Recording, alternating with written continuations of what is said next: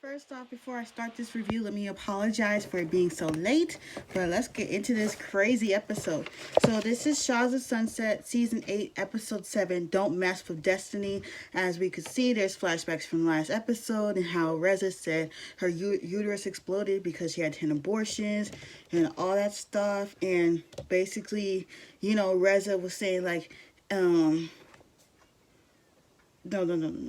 Well, somebody, I think MJ said Reza acted like an animal. And, MJ had this difficult birth with the, like she almost died and everything. And Reza's just being so inconsiderate, thinking that she actually caused all this when all she's trying to do is focus on bringing a child into this world. Like, are you serious? And then MJ is explaining the situation to Tommy, and Tommy is not happy because 24 hours later he goes to Reza's house and goes throws plants and everything. And yeah, like when this was happening in real time, I was following Reza on Instagram. It's like, wow, that was crazy. But he threw all these plants at Reza and Adam's house, and basically it started. Tommy called Reza in a rage, and he was saying all this stuff, and Adam's basically saying, I don't feel safe. So Reza put out a restraining order on Tommy. Like, he don't want no parts of that. He wants to see Tommy persecuted. Like, he don't, like, that's a man with a family. Like, he has a son. What's wrong with you? Like, he got mad because you was talking awfully about his wife in public in front of other people. Like, he had his right. And then Mike and Nema go suggest to MJ that she talk to Reza, and she's not having it. So next we see Gigi talking to her lawyer.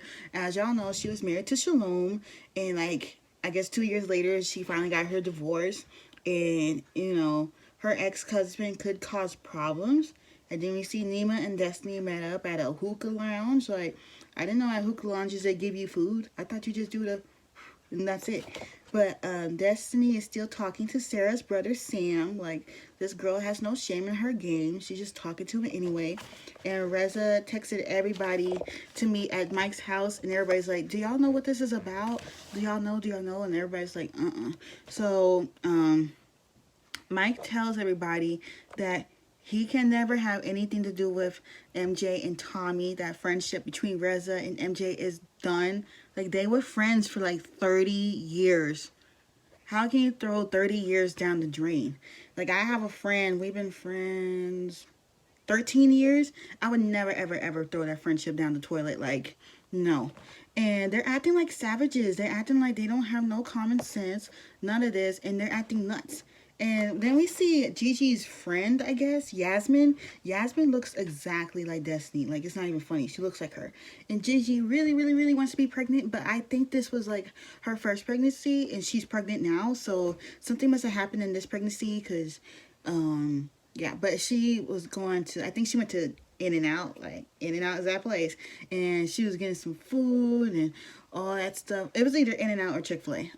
Yeah. And she's been doing all this, and the fertility nurse calls and says that she's actually pregnant, and she's so happy. I was so happy. Everybody was happy. Like, yeah.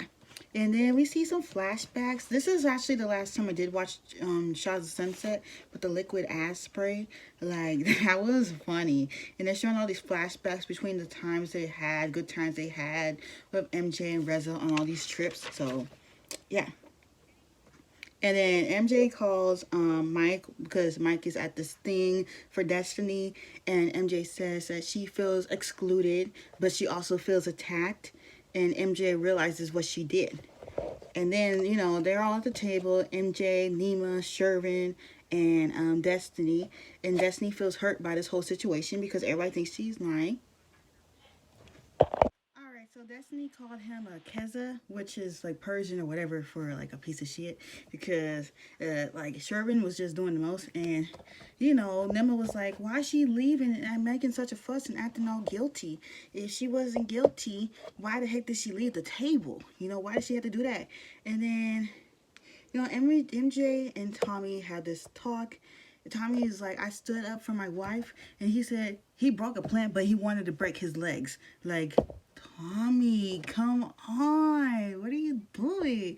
And he doing a little too much. He wanted to kick some ass, okay? And Tommy is crying about MJ's labor. He thought he was going to lose her, and she had lost all this blood, and it was a hard labor. And, you know, now she can't have no more kids. Shams is the only kid that she'll be able to have. And she talking about all the stuff that she went through, like losing her father, and she got pregnant, and she almost died, and all this stuff. And she said, even though she said she's gonna stand by her man, you know, she's not gonna. She's from Washington so much, but she's not gonna step away from her man. But I hope y'all enjoyed this review. I'll be reviewing tomorrow's episode as well. Again, I'm sorry that this review was so freaking late, but don't forget to like, comment, subscribe, hit that like button. Thank y'all so much for the views. The views from the last one, and I'll see y'all next time.